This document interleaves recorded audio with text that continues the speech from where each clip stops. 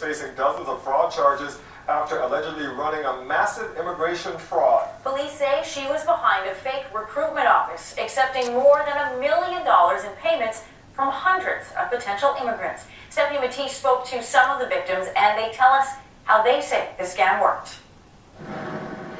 This now empty office once held the promise of reuniting Agnes Aquino's family. I'm so really upset. That's Go.West International was a recruitment agency. I referred here because we are really wanted them to come and work in Canada. Aquino was helping family members come from the Philippines in June 2012.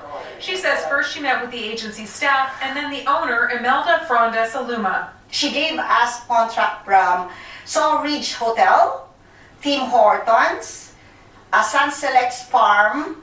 Aquino says she paid $3,500 for Saluma's agency to process paperwork that was rejected. And the Canadian embassy officer in the Philippines saying that it's been fake and not genuine. Police say Saluma defrauded at least 500 would-be immigrants to Canada. It is alleged, obviously, of the $1.5 million of fees that she's received. Police say the victims were mainly Filipino. Saluma faces 39 fraud-related charges, which also involve creating false documents. Online, there are websites with complaints about the 46-year-old and Go.West, many with claims like Aquino's.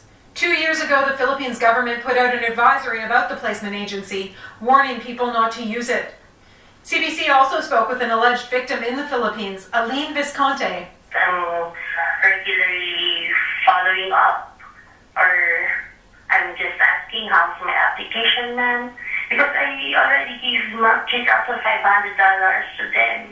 Visconti says she didn't hear back from the agency. Because fraudulent documents were allegedly submitted, applicants like Aquino's family have been banned from reapplying for immigration for 2 years. I'm frustrated too, right? Because of my aunts, my family, like also blaming on me. But that's why I went to the police and told this everything. That was October of last year. Police say they couldn't investigate until someone came forward. Now they expect more people will contact them, Dwight and Emery. Stephanie, there are so many families in the GTA doing just that. They're trying to bring their relatives to Canada. They use agencies to help them with that process. How can they tell if they're legitimate? I know this sounds like a familiar refrain maybe, but Toronto police say do your homework, and the best plan is to use Canadian government websites and liaise with federal employees. Yeah, that's good advice. Thank you for that, Steph. Now, Saluma is also facing fraud charges in Halton. She was arrested last week in Niagara Falls in connection with a check cashing scheme.